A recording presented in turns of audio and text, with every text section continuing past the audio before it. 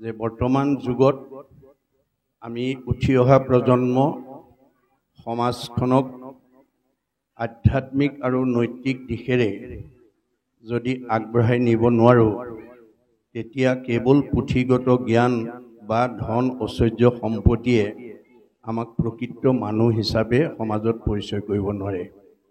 গতিকে বৰ্তমান যুগত একমাত্ৰ মাধ্যম হ'ল ভাগৱত। এই ভাগৱত সমস্ত বেদ বেদান্তৰ সাৰ ইয়াত সন্নিৱিষ্ট কৰি ৰাখিছে আৰু জীৱনশৈলীৰ সমস্ত দিশ ইয়াত সন্নিৱিষ্ট কৰি ৰাখিছে। এই ভাগৱত আমি কিয় শুনিব লাগে, কিয় পঢ়িব লাগে, এই ভাগৱত পঢ়িলে বা শুনিলে আমাৰ কি লাভ হ'ব, এই বিষয়ে আমাক ভাগৱততেই উল্লেখ আছে। ভাগৱতত কৈছে, আকৌ শুনি বন্ধ্যা নাৰী পুত্ৰ হুৱে গুণৱন্ত, দুৰ্জনো সজন হুৱে দুখী ধনৱন্ত।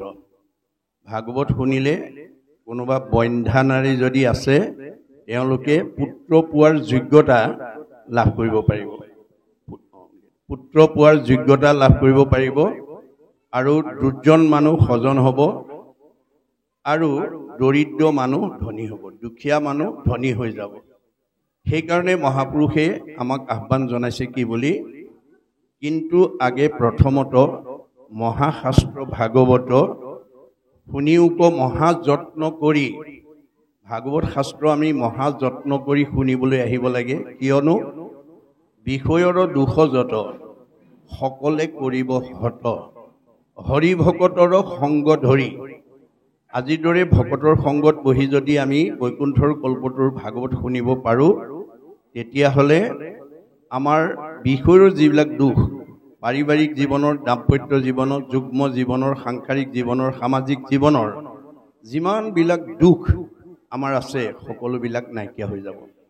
আপোনালোক নিজেহে জানিব যে আমি কি দুখত দুখিত হৈ আছোঁ, কি বেদনাই আমাক চুইছে, ভুক্তভোগীসকলেহে জানিব। কিন্তু যিজন ৰজাক ভগৱন্তই ভাৰতবৰ্ষৰ শ্ৰেষ্ঠ বৈষ্ণৱ ৰজা কৰি জন্ম দিছিল, যাৰ নাম আছিল পৰীক্ষিত, এই পৰীক্ষিতেও মানে অভিশপ্ত হ'ব লগা হ'ল। ভাৰতবৰ্ষৰ শ্ৰেষ্ঠ বৈষ্ণৱ ৰজা কৰি জন্ম দিয়া স্বত্তেও পৰীক্ষিত অভিশপ্ত হ'ব লগা হ'ল। কিয়? ভগৱানে তেওঁক যি হেৰি দিছে, সেইখিনি প্ৰয়োগ নীতি নজনাৰ কাৰণে। আপোনালোকৰ বোকাবিল গাঁওখনত ভগৱন্তই কাৰোবাক হয়তো আটাইতকৈ ধনী মানুহ কৰি পঠিয়াইছে, কাৰোবাক গাঁওখনৰ ভিতৰত আটাইতকৈ বিদ্যাৱন্ত কৰি দিছে, কাৰোবাক হয়তো জ্ঞানী কৰি পঠিয়াইছে, কাৰোবাক হয়তো বুদ্ধিমন্ত কৰি পঠিয়াইছে, কাৰোবাক হয়তো সম্পদশালী কৰি পঠিয়াইছে। আপোনালোকে আজিৰ অনুষ্ঠানটোলৈ দুহাতেহে দিছে অনুদান, ভগৱন্তই কৈছে মই 4 হাতে দিম। মোৰ কাৰণে যদি দুহাতে দিয়া, মই 4 হাতে দিম। তোমালোকে কিমান স্বভাৱা? গতিকে মই যদি বিতুষ্ট হৈ 4 হাতে নিওঁ, তোমালে দুহাতে কিমান ৰাখিবা? গতিকে এই তথ্যৰ ওপৰত ভিত্তি কৰি আমাক দিয়া প্ৰতিভাবোৰ আমি হেৰি কৰিম, আমি ব্যৱহাৰ কৰিবলৈ শিকিব লাগিব। এতিয়া ভগৱন্তই কৈছে মোৰ কাৰণে ব্যৱহাৰ কাৰণে, মই মানে এটা আত্মা, তৃণমূল এটা আত্মা, মই মানে পৰিয়াল, মই মানে সমাজ, মই মানে অনুষ্ঠান, মই মানে প্ৰতিষ্ঠান, মই মানে দল, মই মানে সংগঠন, মই মানে জড় জগত, মই মানে জীৱ জগত, মই মানে নিখিল জগত। অহমে বাস্য মে অগ্ৰে ন অন্যত সৎ অসৎ পৰম, প্ৰচ্ছাদ অহম যু এইতৈছ যু অৱশিষ্যতে সুইছয় অহম। আদিত মই, মধ্যত মই, শেষত ময়েই থাকিম। তুমি দেখা জগতখন মিছা, জগত মিথ্যা, ব্ৰহ্ম সত্য, ব্ৰহ্মহে সঁচা। ব্ৰহ্ম কি? জীৱ ব্ৰহ্ম এব কেৱলম, জীৱই ব্ৰহ্ম।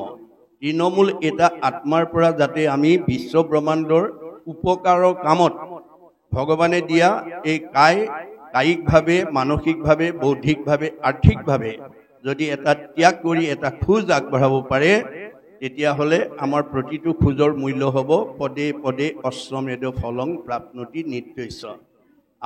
আপোনালোকে আজিৰ অনুষ্ঠানটো সৰ্বাংগ সুন্দৰ কৰিবৰ কাৰণে যিসকল উদ্যোক্তা, যিসকল গাঁওবাসী, যিসকল যুৱক যুৱতী, যিসকল আই মাতৃ বাপে নিষ্ঠাৰে সৈতে অনুষ্ঠান আজিৰ কাৰ্যসূচীটো সম্পন্ন কৰিবৰ কাৰণে ত্যাগ কৰিছে, তেওঁলোকৰ প্ৰতিটো খোজৰ মূল্য হ'ব এটা এটা অশ্বমেধ যজ্ঞৰ সমান পুণ্য। গতিকে আপোনালোকে এনেকুৱা পুণ্য কৰ্মত যদি আত্মনিয়োগ কৰিব পাৰে, ভৱিষ্যত আপোনালোকৰ আত্মা কিমান ওপৰলৈ যাব সেইটো আপোনালোকে কল্পনা কৰিব লাগিব। গতিকে আপোনালোকৰ গাঁওখনে যদি প্ৰতি বছৰে এনেধৰণে যদি ভাগৱত পাঠ ব্যাখ্যা অনুষ্ঠান বছৰত এবাৰো পাতি থাকে আৰু প্ৰথম স্কন্ধৰ পৰা যদি দ্বাদশ স্কন্ধ পৰ্যন্ত যদি আপোনালোকে শেষ নোহোৱা পৰ্যন্ত আজিৰ দৰে পৰিৱেশ সৃষ্টি কৰি যদি আপোনালোকে পুংখানুপুংখভাৱে ভাগৱতৰ দৰ্শন যদি নিজৰ লগতে উঠি অহা প্ৰজন্মক যদি দিব পাৰে, তেতিয়া এইখন গাঁৱলৈ বৃদ্ধ বয়সত পিতৃ মাতৃক জন্মদাতা পিতৃ মাতৃক বৃদ্ধাশ্ৰমলৈ খেদি পঠোৱা পুত্ৰ ইয়ালৈ আহিব নোৱাৰিব। শাহু বোৱাৰীৰ মাজত মনোমালিন্য লাগি থকা জীৱ এইখন গাঁৱলৈ আহিব নোৱাৰিব। ককাই ভাইৰ মাজত মনোমালিন্য হৈ থকা, ওচৰ চুবুৰীয়াৰ লগত মনোমালিন্য হৈ থকা, সমাজৰ লগত হিংসা খিয়াল কৰি থকা জীৱ ইয়ালৈ আহিব নোৱাৰিব। পোহৰৰ ওচৰলৈ যেনেকৈ আন্ধাৰ আহিব নোৱাৰাটো বিজ্ঞানসন্মত সত্য, যিখন গাঁৱত যিখন ঘৰত বছৰি ভাগৱত চৰ্চা হৈ থাকিব বা ভগৱন্তৰ গুণনাম চৰ্চা হৈ থাকিব, সেইখন ঘৰলৈ, সেইখন পৰিয়াললৈ, সেইখন সমাজলৈ কোনো বেয়া জীৱ আহিব নোৱাৰে। ইতিমধ্যে যদি কাৰোবাৰ আহিছেও, ভাগৱত শুনাৰ লগে লগে সি আমূল পৰিৱৰ্তন হ'ব। সেইকাৰণে আমি ভাগৱত আলোচনা চক্ৰটো আমি জীয়াই থকালৈকে, আপোনালোকে জীয়াই থকালৈকে পাতক। যিসকলে ইয়াত অংশগ্ৰহণ কৰি গাঁওখনৰ সৰ্বাংগীন উন্নয়নৰ কাৰণে, উঠি অহা প্ৰজন্মৰ মংগলৰ কাৰণে ত্যাগ কৰিব, তেওঁলোক মৰিও অমৰ হৈ থাকিব। মনত ৰাখিব, একাদশ স্কন্ধ ভাগৱতত কৃষ্ণ বৈকুণ্ঠ প্ৰয়াণ হোৱাৰ লগে লগে গোটেই দ্বাৰকা নগৰখন সাগৰত ডুব গ'ল, কিন্তু ৰুক্মিণী মন্দিৰটো আজি কুপতি সাগৰৰ মাজত জিলিকি আছে বুলি কৈছে, ভাগৱতে কৈছে। আৰু সেই ৰুক্মিণী মন্দিৰ চাই অহা ভকতো আমি লগ পাইছোঁ। পিছে গুৰুজনাৰ দৰ্শন, ভাগৱতৰ দৰ্শন, বেদৰ দৰ্শন, এতিয়া আমি সাগৰৰ মাজৰ ৰুক্মিণী মন্দিৰ বিচাৰি ফুৰিলে নহ'ব। বোকাবিল গাঁৱত জন্মগ্ৰহণ কৰি গাঁওখনৰ কাৰণে, সমাজখনৰ কাৰণে, অনুষ্ঠানৰ কাৰণে, প্ৰতিষ্ঠানৰ কাৰণে, উঠি অহা প্ৰজন্মৰ কাৰণে আপুনি কি ভাল কাম কৰি থৈ গ'ল, কি ভাল আদৰ্শ এৰি থৈ গ'ল, সেয়াই হ'ব আপোনালোকৰ ৰুক্মিণী মন্দিৰ। আজি শংকৰ মাধৱ আমাৰ মাজত কায়িকভাৱে নাই, মহাত্মা গান্ধী নাই, জ্যোতিপ্ৰসাদ আগৰৱালা নাই, বিষ্ণু ৰাভা নাই, মহান মহান পুৰুষসকল আজি আমাৰ মাজত কায়িকভাৱে নাই, কিন্তু তেওঁলোকে সমাজৰ কাৰণে যি অৱদান দি থৈ গ'ল, সেই অৱদানে তেওঁলোকক আজি চিৰ সজীৱ কৰি ৰাখিছে। এই দেহ দ্বাৰকা, কাল হৈছে সাগৰ, এই কাল সাগৰত এদিন আমাৰ দেহ দ্বাৰকা ডুব যাব, বিচ্ছিন্ন হৈ যাব, কিন্তু আমি কৰা কামৰ আদৰ্শই আমাক চিৰ সজীৱ কৰি ৰাখিব। এই আহ্বান মই আপোনালোকৰ প্ৰাথমিক শাখাৰ প্ৰতি আহ্বান জনালোঁ। প্ৰত্যেকখন প্ৰাথমিক শাখাই যদি এনেকুৱা কৰ্ম আঁচনি লয়, মনত ৰাখিব, ধন টকা পইচা বিদ্যা শিক্ষা থাকিলেও এনেকুৱা জগতৰ উপকাৰ হোৱা কৰ্ম চবেই কৰিব নোৱাৰিবও পাৰে, যদি নাভাবে। ভাবেন লভতে সৰ্বম, ভাবিলে চব কৰিব পাৰিবা। ভগৱন্তই কৈছে তুমি ভাবিলে মই চব কাম তোমাক কৰি দিম। ভাবেন দেৱ দৰ্শনম, ভাবিব পাৰিলে দেৱতা দৰ্শন কৰিব পাৰিবা। ভাবেন লভতে পৰম জ্ঞানম, ভাবিব জানিলে তুমি পৰম জ্ঞানৰ অধিকাৰী হ'ব পাৰিবা। তস্মাৎ ভাৱ অৱলম্বনম, ভাল কাম এটা কৰিবলৈ ভাবিব লাগিব দেই। ধন টকা পইচা থাকিলেও, শিক্ষা বিদ্যা থাকিলেও ভাল কাম কৰিব নোৱাৰিবও পাৰে যদি নাভাবে। গতিকে ভাৱনাই আমাক সকলো কাম কৰাত সহায় কৰি দিব, আৰু সেই ভাৱনা সিদ্ধিৰ কাৰণে ভগৱান আমাৰ দেহতে অৱস্থান কৰি আছো বুলি ভাগৱতত কৈছে। সমস্ত ভূতৰে মই আছো হৃদয়ত, মই সকলোৰে হৃদয়ত মই অৱস্থান কৰি আছো। কি কাৰণে আছো? যা দৃষ্টি ভাৱনা জৈছ সিদ্ধি ভৱতি তাত দৃষ্টি, যোনে যেনেকৈ ভাবে তাৰ ভাৱনা তেনেকৈ পূৰণ কৰি দিবৰ কাৰণে মই হৃদয়তে অৱস্থান কৰি আছো। গতিকে আজি আমাৰ ভাগৱত শুনিবলৈ নহাৰ কাৰণে আমাৰ আহিব লাগিছিলে যুৱক যুৱতী, মানে আমাৰ নৱদম্পতিসকল, কাৰণ তেওঁলোকৰ ভৱিষ্যত সৃষ্টিৰ কথা আছে। গতিকে তেওঁলোকে সৃষ্টি কেনেকৈ কৰিব লাগিব, কেনেকৈ কৰিলে তেওঁলোকে ভাবৰ মতে বাঞ্ছিত ফল ভগৱানৰ পৰা লাভ কৰিব পাৰিব, সকলো দিশ ইয়াত আছে। গতিকে আমাৰ ভাগৱত শুনিবলৈ নহাৰ কাৰণে, ভাগৱত নপঢ়াৰ কাৰণে আজি আমাৰ বহুত উঠি অহা প্ৰজন্মই বাঞ্ছিত ফলৰ পৰা বঞ্চিত হৈ আছে।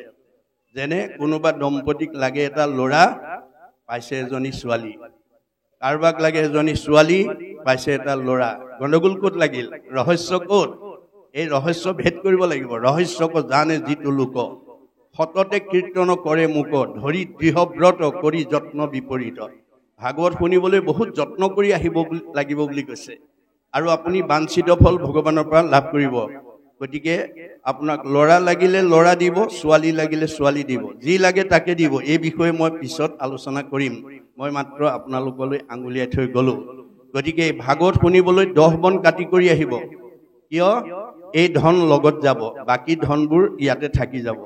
আমি যিবোৰ ধন ঘটিছোঁ সেইবোৰ নিব নোৱাৰিম। যিমান পকা ঘৰ বনাইছোঁ, যিমান গাড়ী মটৰ কিনিছোঁ, যিমান সম্পত্তি কিনিছোঁ, চব ইয়াতে এৰি থৈ যাব লাগিব। কিন্তু আজিৰ ধনটো লগত যাব।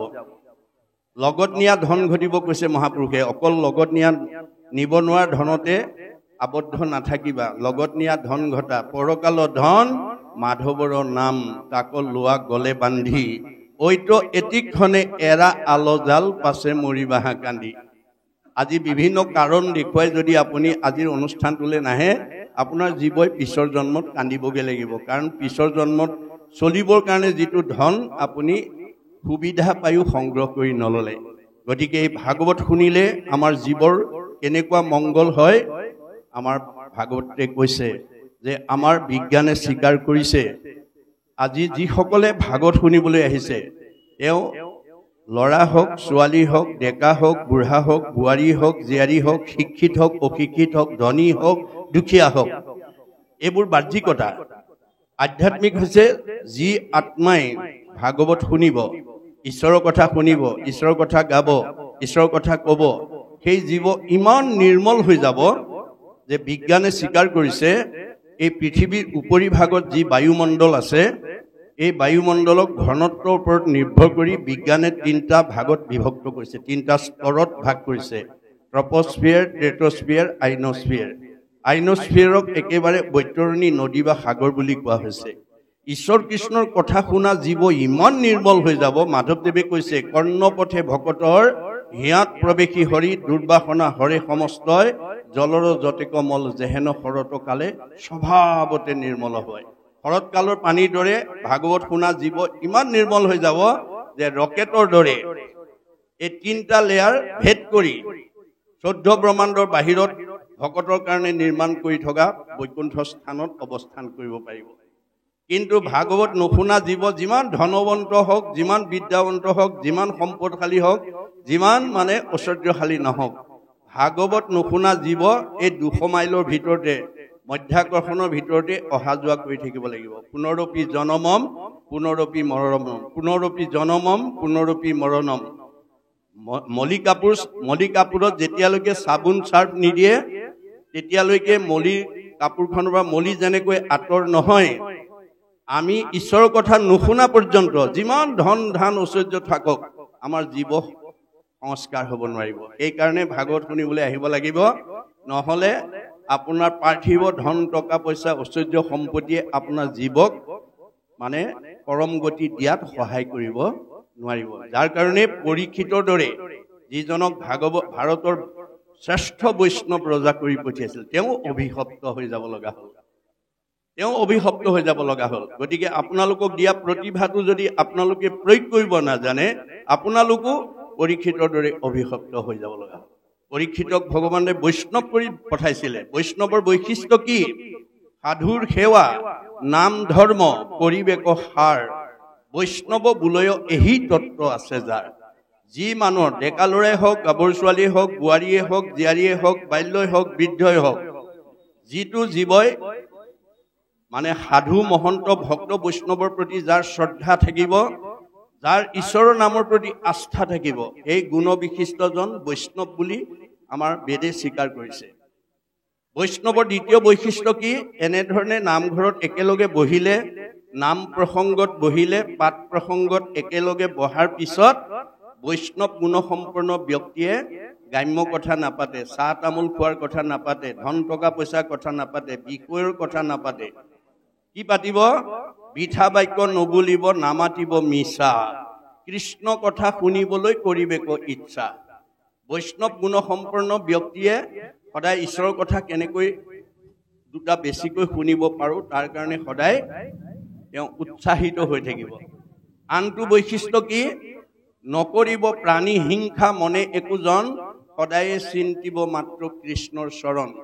বৈষ্ণৱ গুণসম্পন্ন ব্যক্তিয়ে প্ৰাণী হিংসা নকৰে, কাৰণ যত দেখা ভূত প্ৰাণী সবাহাকে বিষ্ণু মানি, হিংসা এৰি কৰা উপকাৰ। ভগৱন্তে কৈছে মই চবতে আছো দেই, কুকুৰ চিগাল গদৰ ভৰু আত্মাৰাম। মই কুকুৰ চিগাল সকলোতে আছো। তোমালোকে যদি ভাগৱত দৰ্শন নাজানা, তোমালোকেও কৰ্মৰ দুখত কুকুৰ মেকুৰী হ'বলগীয়া হ'ব পাৰিব।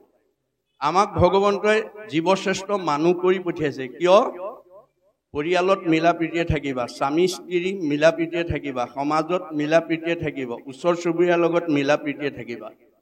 আপুনি যদি মানুহৰ জন্ম পায় স্বামী স্ত্ৰীৰ মাজত কাজিয়া কৰি থাকে, শাহু বোৱাৰীৰ মাজত কাজিয়া কৰি থাকে, ককাই ভাইৰ মাজত কাজিয়া কৰি থাকে, ওচৰ চুবুৰীয়াৰ লগত কাজিয়া কৰি থাকে, সমাজৰ লগত হিংসা খিয়াল কৰি থাকে, ভগৱন্তই কৈছে তোমাক মানুহৰ জন্ম দিছিলোঁ মিলা প্ৰীতিয়ে থাকিবলৈ, তুমি মানে কুকুৰৰ দৰে জ্ঞাতি হিংসা কৰি আছা। এইবাৰ একেবাৰে জেগাত দি দিম আৰু যিমান কৰা কৰি থাকিবা। গতিকে আজি এই যুগত যদি কোনোবাই কাজিয়া কৰি আছে, সেই জীৱ কুকুৰৰ জন্ম ল'ব লাগিব। কোনোবা শাহু বোৱাৰী যদি কাজিয়া কৰি আছে, দুইজনী কুকুৰৰ জন্ম ল'ব লাগিব। না ভুক্তং ক্ষয়তে কৰ্ম কল্প কৌটি শ্ৰতে অপি, অৱশ্যম এব ভুক্তৈবম কৃত কৰ্ম শুভা শুভম। কোনোবা স্বামীয়ে যদি ভাৰ্যাৰ ওপৰত অত্যাচাৰ কৰিছে, কৰিব পাৰিব, তেওঁ সেইটো শক্তি আছে, কিন্তু তেওঁৰ আয়ুস কাটিব আৰু তেওঁক কুকুৰৰ জন্মলৈ পঠাই দিব। মনত ৰাখিব কথাটো। গতিকে আমি যাতে সেই হিংসুক জীৱ জন্তুৰ দৰে যাতে আচৰণ কৰিব নালাগে।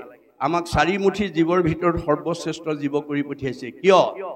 মানে মনুষ্যৰ জন্ম সবা শান্তে শ্ৰেষ্ঠ, আছে দিব্য জ্ঞান পায়। আমাৰ এটা জ্ঞান আছে যিটো ইতৰ প্ৰাণী নাই। ইয়াৰ সৌজন্যত হৰিৰ পৰম মংগল কথা সততে ফুৰিব গায়। মংগলময় কথা আমি সততে গাব লাগে, ক'ব লাগে, শুনিব লাগে, তেতিয়া আমাৰ মন শুদ্ধ হৈ যাব।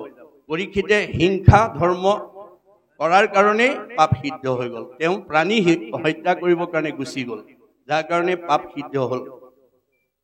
বহুৰ পিছত দৌৰি দৌৰি পানী বিচাৰি সমীক ঋষিৰ আশ্ৰমত সোমাল। যিটো সময়ত সমীক ঋষিয়ে একান্ত মনে ঈশ্বৰক ধ্যান কৰি আছে, মনত ৰাখিব। কিন্তু পৰীক্ষিতে বিবেচনা নকৰি পদমৰ্যাদাক প্ৰাধান্য দি, মই দেশৰ ৰজা, তুমি মোৰ প্ৰজা, তোমাৰ আশ্ৰমত আহিছো, তুমি মোক মান্যতা দিয়া নাই, এই বুলি খঙত একো নাই হৈ ধনুৰ আগেৰে মৰা সাপ এটা আনি ডিঙিত মেৰিয়াই পেলাই গুচি গ'ল। খবৰটো তেওঁ খেলি থকা পুত্ৰ চিংগিমুনিৰ আগত লগৰীয়াই কোৱাৰ লগে লগে দৌৰি আহি দেখিলে দেউতাকৰ ডিঙিত কোনোবাই মৰা সাপ আৰি থৈ গৈছে। তেওঁ খঙত একো নাই হৈ অভিশাপ দি দিলে, মোৰ দেউতাৰ ডিঙিত যোনে এনেকৈ মৰা সাপ আৰিছে, এই তক্ষকে তেওঁক 7 দিনত দংশন কৰি মাৰিব। গতিকে খবৰটো পৰীক্ষিত কাণত লগৰীয়াৰ মুখে কৰ্ণগোচৰ হোৱাৰ লগে লগে মৃত্যুৰ ভয়ত ভীতিগ্ৰস্ত হ'ল। মই অভিশপ্ত হলো, যে আপোনালোকেও অভিশপ্ত হৈ যাব। আপুনি বোকাবিল গাঁৱৰ কোনোবা এজন মানুহক বা এগৰাকী আইক লগ কৰিবৰ কাৰণে গৈছিল অতি জৰুৰী কামত। আপুনি এনেকুৱা এটা সময়ত গৈ তেওঁ গৃহস্থী ঘৰখনত উপস্থিত হৈছে, আপুনি লগ কৰিব খোজা আইগৰাকী বা বাপজনে হয়তো বাথৰুমত আছে, বা হয়তো গা ধুই আহি কাপোৰ সলাই আছে, বা হয়তো তেওঁ উপাসনাস্থলীত ভগৱানক উপাসনা কৰি আছে। কাৰণ আপুনি গৈ পোৱাৰ লগে লগে তেওঁ আহি আপোনাক মাতষাৰ দিব লাগিছিল, কিন্তু অত্যন্ত এৰাব নোৱাৰা কামৰ কাৰণে তেওঁ অহা পলম হ'ল। সেই বুলি যদি আপুনি কোনো বিবেচনা নকৰাকৈ গালি শপনি পাৰি মোক অৱজ্ঞা কৰিছে, অৱহেলা কৰিছে বুলি যদি গুচি যায়, আপুনিও পৰীক্ষিতৰ দৰে অভিশপ্ত হ'ব লাগিব। মনত ৰাখিব, বিবেচনা নকৰাকৈ আমি কাকো যাতে দোষাৰোপ কৰিব লগা নহয়। কৰিব পাৰিব, আপুনি অভিশপ্ত হৈ যাব। গতিকে পৰীক্ষিত অভিশপ্ত হৈ গ'ল। উপায়ন্তৰ হৈ পুতেকক মাতি আনি ক'লে, বোপাই মই অভিশপ্ত হলো, মোক 7 দিনত তক্ষকে দংশন কৰিব, মোৰ মৃত্যু অনিবাৰ্য। এই সপ্তদিবা পৃথিৱী পৰিচালনাৰ দায়িত্ব মই তোমাৰ ওপৰত অৰ্পণ কৰিলো। মই কিবা প্ৰকাৰে তক্ষকৰ দংশনৰ পৰা নিজক বচাব পাৰো নেকি, উপায় বিচাৰি যাওঁ। এই বুলি ক'ত আশ্ৰয় ল'লে? গংগাৰ পাৰত। পৰীক্ষিতে যদি মৃত্যুৰ হাতৰ পৰা কালৰ হাতৰ পৰা তক্ষকৰ হাতৰ পৰা নিজক বচাবৰ কাৰণে যদি গংগাৰ আশ্ৰয় ল'ব লাগে আমি ল'ব লাগে নে নালাগে আৰু আজি লৈছো নে নাই আজি আমি গংগাৰ আশ্ৰয় লৈছো নে নাই এই কথা আজি আপোনালোক সকলোৱে অনুভৱ কৰিব লাগিব কি গংগা নামেই গংগা নামে নাতাৰিলে জীৱ আৰু কোনে তাৰে শ্ৰাদ্ধ কৰি কাক কোনে তাৰিবাক পাৰে কাৰ শ্ৰাদ্ধ কোনে কৰে শ্ৰাদ্ধ কোনে খায় কেৱলে নিজৰ মাত্ৰ জীৱিকাৰ উপায় শ্ৰাদ্ধটো বিশ্বাস কৰি নাম যিটো এৰে সিটোজনে আপোনাকো আত্মঘাত কৰে এয়া বেদৰ বাণী মনত ৰাখিব খবৰটো পোৱাৰ লগে লগে ৰাজ্যৰ দেৱঋষি ৰাজঋষি ব্ৰহ্মঋষি ঋতিজকে প্ৰমুখ্য কৰি গণ্যমান্যসকল আহি পৰীক্ষিতৰ সন্মুখত সমবেত হ'ল এই কথাটোৱে আমাক কি শিকাইছে আপোনালোকৰ বোকাবিল গাঁওখনৰ চাৰিসীমাত বিভিন্ন জাতি জনগোষ্ঠী বিভিন্ন সম্প্ৰদায় বিভিন্ন ধৰ্মাৱলম্বী বিভিন্ন ভাষাৰ মানুহ থাকিব পাৰে বিভিন্ন জাতিৰ মানুহ থাকিব পাৰে জাতিৰ ভিন্নতা থাকিব পাৰে ধৰ্মৰ ভিন্নতা থাকিব পাৰে সমাজৰ ভিন্নতা থাকিব পাৰে বংশৰ ভিন্নতা থাকিব পাৰে কিন্তু আত্মাৰ ভিন্নতা নাই আত্মা দৃষ্টিত বোকাবিল গাঁওখনৰ চাৰিসীমাত থকা সকলো জীৱ তোমাৰে সেই অংশ আমি যত জীৱ আমি সকলো ভগৱানৰ অংশ জীৱ সেই ফালৰ পৰা বংশ যিয়েই নহওক জাতি যিয়েই নহওক ধৰ্ম যিয়েই নহওক বিপদৰ সময়ত আপোনালোকে এটা খবৰ লোৱা এটা সহানুভূতি দিয়া এটা প্ৰেৰণা দিয়াটো আমাৰ মানৱীয় ধৰ্ম মুখৰ আগত সকলোকে দেখা পোৱাৰ লগে লগে পৰীক্ষিতে সাহস পালে প্ৰেৰণা পালে আৰু প্ৰশ্ন কৰিলে কোৱা দেৱঋষি কোৱা ৰাজঋষি কোৱা ব্ৰহ্মঋষি কোৱা ঋতিজ কোৱা গণ্যমান্যসকল মই কি কৰিলে তক্ষকৰ দংশনৰ পৰা নিজক বচাব পাৰিম ৰজাৰ প্ৰশ্ন শুনি প্ৰত্যেকে নিজা নিজা উত্তৰ দিলে কোনে ক'লে তপ কৰা কোনে ক'লে জপ কৰা কোনে ক'লে যজ্ঞ কৰা কোনে ক'লে দান কৰা কোনে ক'লে তীৰ্থ কৰা কোনে ক'লে স্নান কৰা নানা ঋষিৰ নানা ঋষিৰ নানা মতে পৰীক্ষিতৰ মৃত্যু ভয় আঁতৰ কৰিব নোৱাৰিলে কিয় কাৰণটো একাদশ স্কন্ধ ভাগৱতত উল্লেখ আছে ভগৱন্তৰ সৃষ্টি চাৰিমুঠি জীৱৰ ভিতৰত ভগৱানত ভক্তি কৰি ভগৱান ধৰ্ম আচৰণ কৰি জীৱক গতি দিব পৰা শক্তি মানুহৰ বাদে আনৰ নাই গতিকে আমাৰ ভগৱন্তৰ সৃষ্টি চাৰিমুঠি জীৱৰ মানুহ হিচাপে আমি কি ধৰ্ম ল'ব লাগে কি ধৰ্ম ল'লে আমি এই সংসাৰ মায়াময় সংসাৰখনৰ পৰা নিজক উদ্ধাৰ কৰিব পাৰিম সেই সম্পৰ্কে ভগৱন্তই নিজ মুখেদি কৈ থৈ গৈছে আন ধৰ্মবিলাক ঋষিবিলাকৰ মুখেদি কৈছে সেইকাৰণে নানা ঋষিৰ নানা মতে পৰীক্ষিতৰ মৃত্যু ভয় আঁতৰ কৰিব নোৱাৰিলে আৰু তেওঁৰ মুখেদি কোৱা ধৰ্মটো কি আন ধৰ্ম ঋষিৰ মুখে কৰাইলা বেকত কহিলা আপোন মুখে নিজ ধৰ্ম যত যিটো ধৰ্ম আমি পালন কৰিব লাগে সেইটো তেওঁ নিজৰ মুখেদি কৈ গৈছে সেয়ে হৈছে ভাগৱত ধৰ্ম সেয়ে হৈছে ভক্তি ধৰ্ম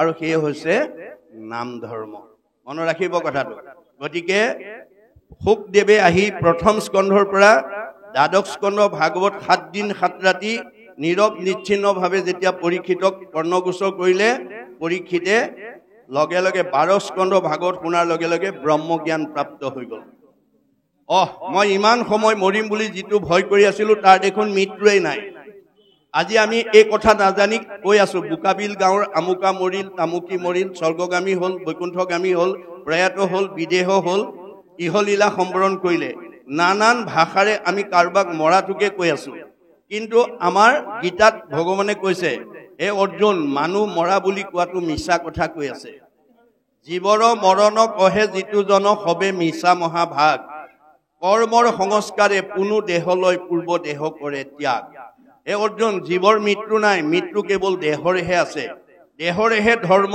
জনম মৰণ জীৱৰ কি হ'ব গতি কেনেকৈ গীতাত কৈছে যেন জোকে তীৰ্ণ পাইলে এৰয় অপৰ জীৱৰ দেহৰ জানা সেহি পতন্তৰ এটা শ্ৰেণী জোকে যেনেকৈ মুখৰ আগত আন এডাল বন নোপোৱালৈকে পিছৰডাল এৰি নিদিয়ে আমাৰ দেহত থকা জীৱটোৱে আন এটা দেহ নোপোৱালৈকে এইটো দেহৰ পৰা ওলাই নাযায় যেন নৱ বস্ত্ৰক পুৰুষে পিন্ধে আগ পুৰাতন বস্ত্ৰ পাছে কৰে পৰিত্যাগ যেনেকৈ আপুনি ফটা চোলা এটা পিন্ধি আছিল নতুন এটা অনাৰ লগে লগে পুৰণাটো পেলাই নতুনটো পিন্ধে আমাৰ দেহত থকা জীৱটো নতুন এটা দেহ পোৱাৰ লগে লগে এইটো দেহৰ পৰা ওলাই যাব এতিয়া আপুনি আপোনাৰ দেহত থকা জীৱটো ওপৰলৈ পঠিয়াব নে তললৈ পঠিয়াব জীৱৰ গতিহে আছে দেই হয় ঊৰ্ধ্ব গতি নহয় অধোগতি হয় সংস্কাৰ নহয় অসংস্কাৰ আপুনি ভাগৱত যদি জীয়াই থাকোঁতে প্ৰথম স্কন্ধৰ পৰা দ্বাদশ স্কন্ধলৈকে জীয়াই থাকোঁতে মনত ৰাখিব, ডেকা ল'ৰা হওক, গাভৰু ছোৱালী হওক, বোৱাৰী হওক, জীয়াৰী হওক,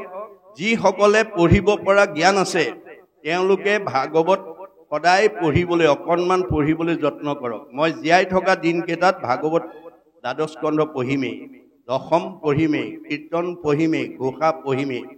পঢ়াত বাধা নাই দেই। ডেকা ল'ৰা বুলি ভাগৱত পঢ়িব নাপায়, গাভৰু ছোৱালীয়ে নাপায়, মাইকী মানুহে নাপায়, বোৱাৰী মানুহে নাপায়, দাড়ি থকা ল'ৰাই নাপায়, শৰণ নোলোৱা ল'ৰাই নাপায়। এই নাপায় শব্দটো আপোনালোকে অধ্যয়নৰ ক্ষেত্ৰত প্ৰয়োগ নকৰিব, নহ'লে কিন্তু আপোনালোক গুৰুদ্ৰোহী হৈ যাব। গুৰুজনে কৈছে, হৰি নামক কীৰ্তনত নাহিকে নিয়ম একো এতেকেহে ধৰ্ম মাজে সাৰ। ভগৱানৰ কথা জানিবৰ কাৰণে, বুজিবৰ কাৰণে, পঢ়িবৰ কাৰণে কোনো নিয়ম বান্ধি দিয়া নাই। নিয়ম কেৱল আনুষ্ঠানিকতাতহে আছে, আনুষ্ঠানিকতাতহে নিয়ম আছে। দাড়ি থকা ল'ৰাটোক এবছৰ ভাগৱত পঢ়িব দিয়ক, নিজে দাড়ি কাটিবলৈ বাধ্য হ'ব। অশৰণীয়া ল'ৰাটোক আপুনি ভাগৱত পঢ়িবলৈ সুবিধা দিয়ক, তেওঁ নিজে গৈ শৰণ ল'বলৈ বাধ্য হৈ যাব। সেইকেইটা দিনলৈ আপুনি অপেক্ষা কৰিব লাগিব। যদি আপুনি দাড়ি থকা বুলি যদি তাক পঢ়িব নিদিয়ে, অশৰণীয়া বুলি যদি পঢ়িব নিদিয়ে, মাইকী ছোৱালী বুলি যদি পঢ়িব নিদিয়ে, বোৱাৰী বুলি যদি পঢ়িব নিদিয়ে, তেওঁ ভাগৱতৰ জ্ঞান কেনেকৈ পাব? গতিকে অধ্যয়নত বাধা নাই, মনত ৰাখিব। অধ্যয়ন সকলোৱে কৰিব পাৰে। এতিয়া আছামিজত MA পঢ়া ডেকা গাভৰুবিলাকে টেবুলতে গীতা ভাগৱত লৈ অধ্যয়ন কৰি পৰীক্ষাত পাছ কৰিছে। অধ্যয়ন কৰাত বাধা নাই, নিয়ম মানে আনুষ্ঠানিকতাত নিয়ম আছে। সেইকাৰণে আপোনালোকে এই নামঘৰলৈ সকলো গাঁওখনত থকা ডিগ্ৰী, মাষ্টাৰ ডিগ্ৰী লোৱা, ডক্টৰেট ডিগ্ৰী লোৱা, BA পাছ কৰা, হাই ছেকেণ্ডেৰী পঢ়া ল'ৰা ছোৱালীবিলাকক সপ্তাহত, পষেকত, মাহেকত, বন্ধ দিনত সমবেত কৰক। কৰি অহা সপ্তাহৰ দেওবাৰে গধূলা যাদৱে প্ৰথম স্কন্ধ ভাগৱতৰ প্ৰথম অধ্যায় পঢ়িব আৰু মাধৱে ভাঙনি কৰিব। পিছৰ সপ্তাহত কল্পনাই পঢ়িব, মাধৱীয়ে ভাঙিব। দায়িত্ব দি দিয়ক। দায়িত্ব পোৱাৰ লগে লগে তেওঁলোকে কাৰোবাৰ নজনা কথাটো জনাৰ ওচৰত শিকিবলৈ বাধ্য হ'ব বা নিজেই সুৰ সঞ্চাৰ। আজি বহুতে সুৰ নাজানো বুলি, অৰ্থ নাজানো বুলি আমাৰ পঢ়াৰ প্ৰতি অনীহা হৈ আছে। যুৱক যুৱতীবিলাক ভাগৱত পাঠ কৰিবলৈ বৰকৈ আহিব নোখোজে। মই সুৰেই নাজানো, মই অৰ্থই নাজানো। কিন্তু গুৰুজনে কৈছে, তোমাৰ মুখৰ আগত বিষ অকণমান পৰি আছে, তুমি নাজানা বিষ বুলি, অমৃত বুলি বুটলি খাই দিলা। বিহে ক'ব নেকি এওঁ নাজানি খাইছে নামাৰো বুলি? বিষ জানিয়ে খাওক বা নাজানিয়ে খাওক, বিহে মানুহ মাৰিবই। আপুনি অৰ্থ জানিয়ে পঢ়ক বা নাজানিয়ে পঢ়ক, জানি বা নাজানি কৰে নামৰ কীৰ্তন, তথাপিতো পাপদহী নামে কৰে চন। নামৰ মহিমা কি? পাপ দহন কৰিবই। পাপ কি? আপোনাৰ কিছুমান বেয়া গুণৰ সমষ্টি। দাৰ্শনিক পণ্ডিতৰ অভিমত, কুবুদ্ধি, অসৎ চিন্তা, অসৎ ভাৱনা, অসৎ পৰিকল্পনা, কুসংস্কাৰ, অন্ধবিশ্বাস, মনৰ সংকীৰ্ণতা, কুপৰম্পৰা, এইবিলাক পাপ। এই বেয়া ভাৱবিলাক যাৰ মনত থাকিব তাৰ কৰ্ম বেয়া, চিন্তা বেয়া। গতিকে বেয়া কৰ্ম কৰি জীৱ কেতিয়াও ভাল হ'ব নোৱাৰে। গতিকে আমি ভাগৱত শুনিবলৈ কিয় আহিব লাগে? বেয়া এৰি ভাল ল'বৰ কাৰণে। বেয়া এৰি ভাল লোৱাটোৱে বৈজ্ঞানিক দৃষ্টিভংগী। আমি যেতিয়ালৈকে বেয়া আবদ্ধ থাকিম তেতিয়ালৈকে আমি দুখ কষ্টৰ পৰা মুক্ত হ'ব নোৱাৰিম। ভাগৱত শুনি আমি বেয়াবিলাক এৰিবলৈ যত্ন কৰিব লাগিব, তেতিয়াহে আমাৰ জীৱন সাৰ্থক হ'ব। আৰু আমাৰ যিসকল সচেতন ব্যক্তি, আমাৰ উঠি অহা প্ৰজন্মক আজিৰ দৰে পৰিৱেশৰ মাজলৈ আনিবলৈ আমি যত্ন কৰিব লাগিব। গতিকে এতিয়া পঞ্চম স্কন্ধ ভাগৱতত এই নাভিৰ চৰিত্ৰ নামাকৰণৰ সৈতে মৃত্যুমুখী পৰীক্ষিত 7 দিন সময় আছে। মনত ৰাখিব, পৰীক্ষিতৰ মৰিবলৈ আৰু 7 দিন আছে। আমাৰ কেইদিন আছে বাৰু? আমাৰো 7 দিনেই আছে। আজি কি বাৰ? সোমবাৰ। অহা দেওবাৰলৈকে। আজি সোমবাৰ, অহা দেওবাৰলৈকে এই 7টা দিন আমাৰ প্ৰত্যেকৰে জন্ম আৰু মৃত্যু অৱশ্যম্ভাৱী। এই 7টা দিনতে আমাৰ জন্ম আৰু মৃত্যু হ'ব। গতিকে এই 7 দিনৰ বাহিৰত নহয়। আমাৰ প্ৰকৃত অৰ্থত আমি ভাগৱত শুনা বা ঈশ্বৰৰ কথা শুনা হাতত মাত্ৰ 7টা দিনে আছে। কোনে জানে মই ঘৰ পামগে নে নেপাম? পদ্মৰ পত্ৰৰ নিৰ পৰি যেন নহি থিৰ, সেই মতে জীৱন চঞ্চল। পদুম পাতৰ পানীৰ নিচিনা আমাৰ জীৱন। কোন সময়ত বতাহে পেলাই দিব তাৰ কোনো ঠিক নাই। গতিকে দৃষ্টি শক্তি থাকোঁতে, শ্ৰৱণ শক্তি থাকোঁতে, গতি শক্তি থাকোঁতে আজিৰ দৰে অনুষ্ঠানত আহি আমি ঈশ্বৰৰ কথা শুনি আমাৰ জীৱনটো সাৰ্থক কৰিব লাগিব। নহ'লে আমাৰ আহিল কণা গ'ল কণা হ'ব। এতিয়া পঞ্চম স্কন্ধ ভাগৱতত নাভিৰ চৰিত্ৰ নামাকৰণে ইতিমধ্যে আমাক কি বুলি ক'লে যে ভাৰতবৰ্ষৰ এজন শ্ৰেষ্ঠ বৈষ্ণৱ ৰজা নাভি তেওঁ সংসাৰ কৰিছে তেওঁ বিয়া পাতিছে মেৰু দেৱী নামৰ এজনী ধুনীয়া ভাৰ্যা বিয়া কৰাইছে যাৰ ৰূপ যৌৱন আনৰ লগত তুলনা নহয় ইমান ধুনীয়া এগৰাকী ভাৰ্যা তেওঁ বিয়া কৰাইছে তৎসত্ত্বেও তেওঁ বিপদমুক্ত বা দুখমুক্ত নহয় কিয় তেওঁৰ সতি সন্তান নাই আনৰ লগত তেওঁ সৌন্দৰ্য ভাৰ্যাৰ নহয় কিন্তু ইমান ধুনীয়া ভাৰ্যা থকা স্বত্তেও তেওঁৰ ল'ৰা ছোৱালী নাই গতিকে তেওঁ সেই দুখত দুখিত হৈ আছে ৰজা মহাৰজাও আপোনাৰ দুখৰ পৰা মুক্ত নহ'ব দেই মনত ৰাখিব গতিকে পৰীক্ষিত বৈষ্ণৱ ৰজাৰ কাৰণে এটা সিদ্ধান্ত লৈ আমালৈ এৰি দিছে আদৰ্শ কি বুলি যে আমাৰ ল'ৰা ছোৱালী নোহোৱা দুখৰ পৰা আমাক মুক্ত কৰা অধিকাৰ কাৰ আছে কেৱল ভগৱানৰ মনত ৰাখিব কেৱল ভগৱানৰ ভগৱানে আমাক কৃপা নকৰিলে আপুনি সেই দুখৰ পৰা মুক্ত হ'ব নোৱাৰে আমাৰ কীৰ্তনৰ প্ৰথম শ্লোকতে লিখিছে মৌকং কৰোতি বাসলং পংগুলংঘয়তে গিৰিং যৎ কৃপা তমহং বন্দে পৰমানন্দ মাধৱম মোৰ কৃপা হলে বুবাই কথা ক'ব পাৰিব মোৰ কৃপা হলে ফুৰাই পৰ্বত বগাব পাৰিব মোৰ কৃপা হলে অন্ধই চকুৰে দেখিব মোৰ কৃপা হলে দুখীয়া মানুহ ধনী নহব কিয় বেয়া মানুহ ভাল নহব কিয় বন্ধা নাৰীয়ে পুত্ৰ নাপাব কিয় মাত্ৰ বিশ্বাস কৰিব লাগিব বিশ্বাসে পাইবে তাংক তৰ্কে বহুদূৰ আপুনি ভগৱন্তৰ ওপৰত বিশ্বাস ৰাখি আপুনি কাম কৰি যাব লাগিব গতিকে তেওঁ বিশ্বাস কৰিছে যে ভগৱানে মোক ল'ৰা এই দুখৰ পৰা মুক্ত নকৰিলে আৰু উপায় নাই কিন্তু ভগৱানক পাবলৈ হলে আমি কেনেকৈ গতি কৰিব লাগিব কেনেকৈ যাব লাগিব তেওঁ তাৰ পিছৰ কাৰ্যসূচীটো দেখুৱাইছে যে ভকত বৈষ্ণৱক মাতি আনিছে দেৱ ঋষি ৰাজ ঋষি ব্ৰহ্ম ঋষি ঋতিজকে গণ্যমান্য সকলক মাতি আনি তেওঁ সমাজক অৱগত কৰিছে যে তোমালোকক মই আজি মাতি আনিছো তোমালোকে দেখিছা মোৰ ধুনীয়া সুন্দৰী ভাৰ্যা থকা স্বত্তেও মোৰ সতি সন্তান নাই মই এই দুখত ভুগি আছো গতিকে তোমালোকে আজি যজ্ঞ কৰি ঈশ্বৰক আৰাধনা কৰি মোক এই দুখৰ পৰা মুক্ত কৰাৰ ব্যৱস্থা কৰিব লাগে লগে লগে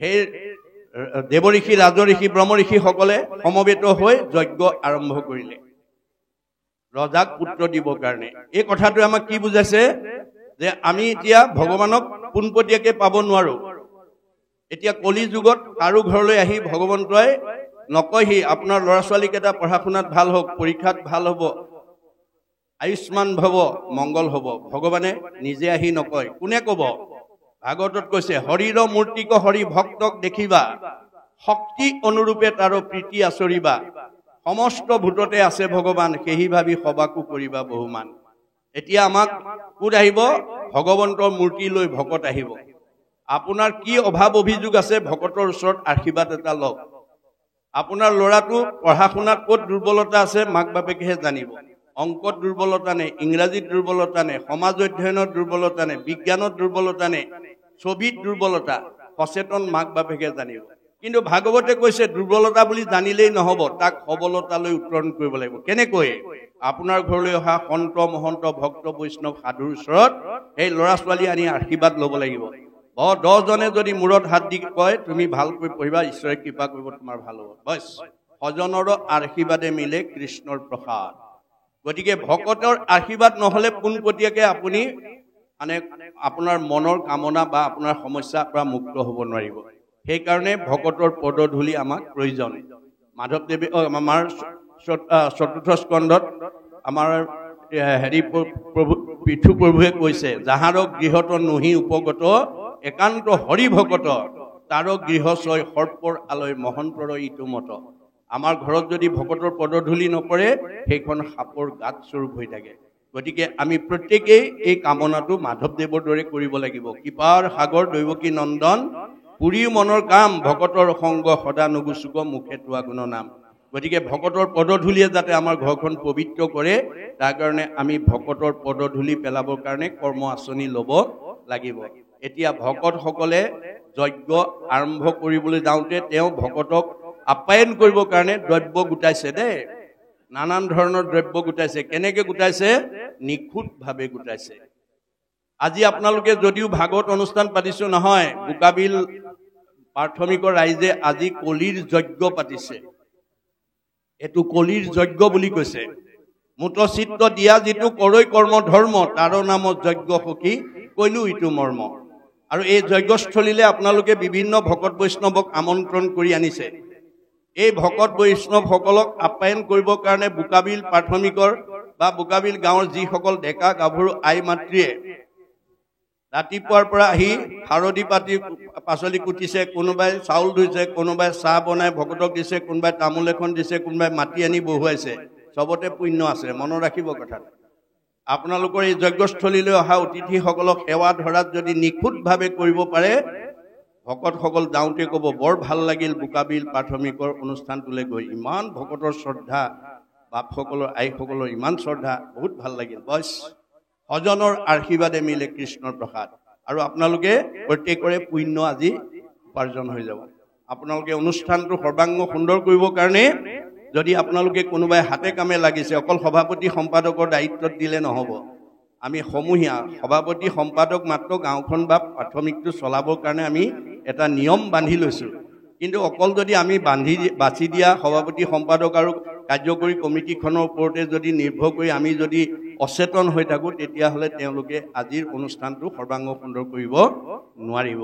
এই কথা আমি জানিব লাগিব। গতিকে ভকতসকলক মাতি আনি তেওঁ এই কথা অৱগত কৰিলে আৰু দ্ৰব্য সম্ভাৰ নিখুঁতভাৱে গোটাইছে দেই। আজি ভকতক খুৱাবৰ কাৰণে আপোনালোকে যিবোৰ দ্ৰব্য গৃহস্থী ঘৰতে হওক, সমজুৱাভাৱেই হওক, একদম দিল খুচিকে আনিব দেই। ভকতক খুৱাবলৈ অনা বস্তুকেইটাত কোনো কৃপণালী নকৰিব। আপুনি যিমান দিল খুচিকে আনিব, ভগৱন্তই সিমান আপোনাক দিল খুচিকে দিব। গতিকে আপোনালোকে নিখুঁতভাৱে যাতে সেৱা ধৰিব পাৰে। এতিয়া সেইখিনিলৈকে আমাৰ পদে গৈছে দেই, যে তেওঁ দ্ৰব্য সম্ভাৰ আনি নিখুঁতভাৱে কোনো হেৰি নোহোৱাকৈ যজ্ঞটো আৰম্ভ কৰাৰ প্ৰস্তুতি কৰিছে। এইখিনিলৈকে আমাক কৈছে। ইয়াৰ পিছত কি কৈছে শুনিব। অহেন ৰূপে প্ৰভু বুলন্ত ভৈলন্ত, অ দেখিলন্ত নৰপতি, অৰীতিকে সহিতে শুনি চমকিত, অষ্টাংগে কৰিলা নতি, অনানাই উপহাৰে হৰিক পুজিলা, আনন্দৰ নাহি পাৰ, দৰিদ্ৰ সকলে যেন অবিকলে, পাইলে কৰত ভাণ্ডাৰ, পাছে দ্বিজগণে স্তুতি আৰম্ভিলা, নিপতি গয়া কৰি, অভনে অনিৰুদ্ধ শুয়া মন শুদ্ধ, ডাকি বোলা হৰি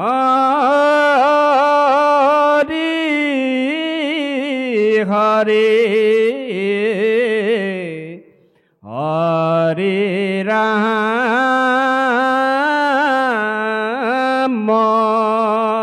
ৰাম ৰাম কৃষ্ণ। এতিয়া যে আপুনি ভগৱন্ত অভ্যক্ত, ভগৱন্ত নিৰাকাৰ, ভগৱন্ত নিৰ্গুণ, ভগৱন্ত অদৃশ্য। আমি ভগৱন্তক দেখা নাপাওঁ, কিন্তু ভগৱন্তৰ এটা বৈশিষ্ট্য আছে যে যদিও তেওঁ অদৃশ্য, যদিও তেওঁ নিৰ্গুণ, যদিও তেওঁ নিৰাকাৰ, যদিও তেওঁ অব্যক্ত, ভকতে নাম ল'লেই তেওঁ ব্যক্ত হৈ যায়। মনত ৰাখিব কথাটো।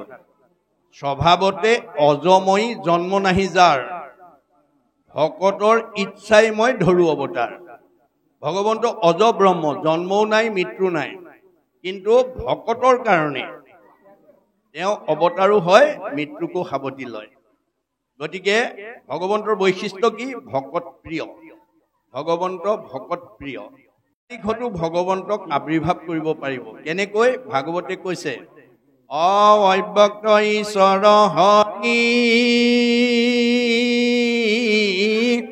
জাত পৰে নাহি নাহি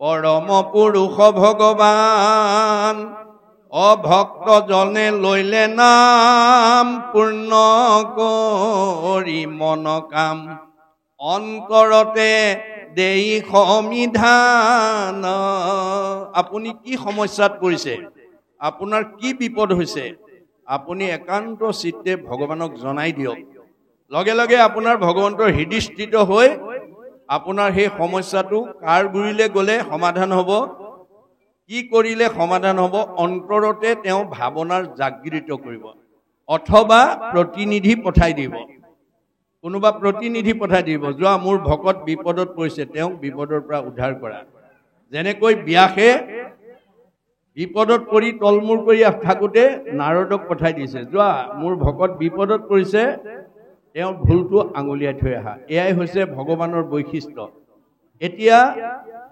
নাভি ৰজাৰ আহ্বান ক্ৰমত যেতিয়া ভকতসকলে ভগৱন্তক পাবৰ কাৰণে যজ্ঞ আৰম্ভ কৰিলে ভগৱন্তই গম পাই গ'ল ইয়াক কৈছে যে পাছে কৃপাময় জানিলা হৃদয় মুকেশে ভজে নিৰ্পতি এই যজ্ঞৰ দ্বাৰা ভগৱন্তই মোকেই ভজনা কৰিছে কৰ্মশীলজনে আমাকো নাপাৱে আমি ভকতৰ গতি গতিকে কৰ্মশীল মানুহে ভগৱন্তক লাভ কৰিব নোৱাৰে কোনবিলাকে আমাৰ শাস্ত্ৰত কৈছে সমস্ত ভূতৰে মই আছো হৃদয়ত তত্ত্ব নাপাই মোক বিচাৰে বাহিৰত আজি আমাৰ সমাজত বহুত মানুহে হৃদয়ৰ ভগৱানক পাবৰ কাৰণে তপ জপ যাগ যজ্ঞ হোম ব্ৰত কৰি আছে গতিকে এই ভাৱেৰে যিসকলে কৰিব কৰ্মত বিশ্বাস যাৰ হিয়াত থাকন্ত হৰি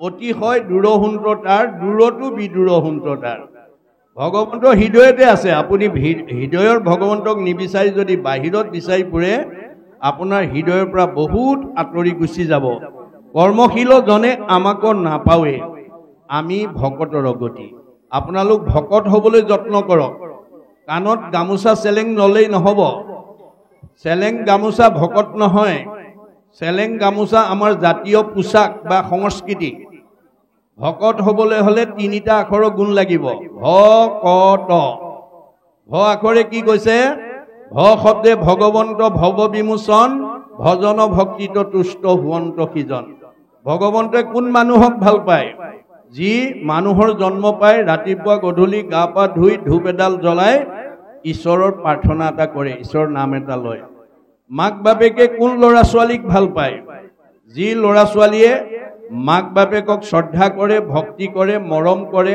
আদৰ কৰে কথা শুনে হাক বচন মানে দিহা পৰামৰ্শ মতে চলে সেইটো সন্তান সকলো পিতৃ মাতৃৰ অতি মৰমৰ কোনোবা সন্তান হৈ যদি মাক বাপেকক শ্ৰদ্ধা নকৰে ভক্তি নকৰে মৰম নকৰে আদৰ নকৰে কথা নুশুনে হাক বচন নামানে সেইটো সন্তান কেতিয়াও কোনো পিতৃ মাতৃৰ মৰমৰ হ'ব নোৱাৰে যে আমি কাৰ সন্তান যিজনৰ টিপিটিত তুষ্ট হ'ব দেও জানিবা সিজন পিতৃ এক কৃষ্ণ দেও আমাৰ সকলোৰে পিতৃ কৃষ্ণ এতিয়া আমি সেই কৃষ্ণক কেনেকৈ ভজিব লাগে সেই কৃষ্ণক পুজিবে দ্ৰব্য লাগে মাত্ৰ নাম তেবে নৰে লভে ধৰ্ম মুখ্য অৰ্থ কাম তেতিয়া আমাৰ চতুৰ্বৰ্গ সাধন হৈ যাব দেই নামেৰে পূজা কৰিব লাগে পুৱা গধূলি আপুনি ঈশ্বৰৰ নাম এটা ল'বলৈ চেষ্টা কৰক 1000 এফাকি ঘোষাৰ পৰা এফাকি ঘোষা আপুনি মুখস্থ কৰিবলৈ পৰিয়ালৰ সকলোকে আহ্বান জনাওক আপোনাৰ যদি 1000 এফাকি ঘোষাৰ পৰা এফাকি ঘোষাও মুখস্থ নাই হেজন কেতিয়াও ভকত হ'ব নোৱাৰে আৰু হেজন কেতিয়াও সংসাৰৰ পৰা উদ্ধাৰ হ'ব নোৱাৰে যাৰ মুখত ঈশ্বৰৰ নাম নাই হেজন অভকত হেজন অসুৰ বুলি কৈছে যি ঈশ্বৰৰ নাম লয় হৰি নাম ঘোষি কলি যুগত নিশ্চয় হইবেক লোক ভকত কি ডেকা ল'ৰাই হওক গাভৰু ছোৱালীয়ে হওক বোৱাৰীয়ে হওক জীয়াৰীয়ে হওক বাল্যই হওক বৃদ্ধই হওক যাৰ মুখত ঈশ্বৰৰ নাম হাজাৰটা নামৰ পৰা এটা নাম দিনটোত এবাৰ ওলাব হেজন ভকত যাৰ মুখত 24 ঘণ্টাত এবাৰো ঈশ্বৰৰ নাম নোলায়, যি কোনো দিনে ঈশ্বৰৰ নাম নলয়, কদাচিতো নলবই মহুৰ নাম যশ, জানিবা অৰ্জুন সিটো মনুষ্য ৰাক্ষস। এজন মানুহৰ ৰাক্ষস বুলি কৈছে দেই, দেখাত মানুহ, তেওঁ স্বভাৱটো ৰাক্ষস। তেওঁ কিহৰ কাৰণে জীয়াই আছে? ঈশ্বৰৰ গুণ নাম নোলোৱা, ঈশ্বৰৰ গুণ নাম মুখত নহা মানুহবিলাক খাবলৈ জীয়াই আছে বুলি কৈছে। সেইবিলাক মানুহৰ স্বভাৱটো কি? খাবলৈ জীয়াই থাকে। আমাৰ দাৰ্শনিক পণ্ডিতে কৈছে live to eat but no eat to live. জীয়াই থাকিবলৈ খাবা, খাবলৈ জীয়াই নাথাকিবা। আমাৰ সমাজত এতিয়া বহু মানুহ খাবলৈ জীয়াই আছে, জুতিয়ে বুদ্ধিয়ে পালেই ভাল, নহ'লেই কাল। সেইকাৰণে এনেকুৱা স্বভাৱৰ বহুত মানুহ আছে, অকণমান আঞ্জাত ভাজিত নিমখ ইফাল সিফাল হ'লে ৰান্ধনি 12 বজাই দিব। সেইটো স্বভাৱ যাৰ আছে সেইখিনি খাবলৈ জীয়াই থকা মানুহ দেই, মনত ৰাখিব। আপোনালোকৰ সেইটো স্বভাৱ এৰিব কাৰোবাৰ যদি তেনেকুৱা স্বভাৱ আছে। কাৰণ লক্ষী স্বয়ম্বৰত লক্ষীয়ে তেনেকুৱা স্বভাৱৰ কাৰণে দৈত্য গুৰু শুক্ৰাচাৰ্যক নাকচ কৰিছে। লক্ষী স্বয়ম্বৰত লক্ষীক বাপেকে আহি চিনাকি কৰি দিছে, এয়া তোমাৰ ৰজা মহাৰজা তোমাক পাবৰ কাৰণে বহি আছে। এইজন দুৰ্বাসা, এইজন মানে পৰশুৰাম, এইজন দৈত্যগুৰু শুক্ৰাচাৰ্য, এইজন বিধাতা মানে সৃষ্টিকৰ্তা ব্ৰহ্মা, এইজন শংকৰ মানে শিৱ, এয়া 4 সিদ্ধ, এয়া মানে ইন্দ্ৰ, চবকে লগতে চিনাকি কৰি দিছে। তেতিয়া লক্ষীয়ে স্বামী নিৰ্বাচনৰ ক্ষেত্ৰত কেনেকুৱা মন্তব্য দিছে, যিখিনি নজানিলে আপোনালোকো কেতিয়াবা বিপদত পৰিব। আমাৰ গাভৰু ছোৱালীবিলাকে ভাল স্বামী পাবলৈ হ'লে ভাগৱত পঢ়িবলৈ যত্ন কৰিব দেই। ভাগৱতত কেনেকুৱা স্বামী বিচাৰিব লাগে চব নিয়ম আছে, আৰু ডেকা ল'ৰাই কেনেকুৱা ছোৱালী পাব লাগে চব ভাগৱতত লিখা আছে। গতিকে আপোনালোক ডেকা গাভৰুবিলাকে পঢ়ি ল'ব, তেতিয়া ভৱিষ্যত জীৱনটো শান্তি হ'ব। সেইকাৰণে তেওঁ প্ৰথমতে দুৰ্বাসাৰ ওচৰত গৈ পেলাই জবদতি শুনা প্ৰভু দামোদৰ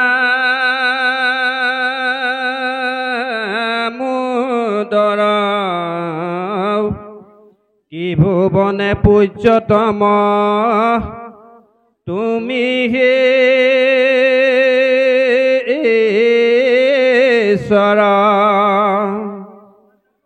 পৰিপূৰ্ণ কাম আছা জগত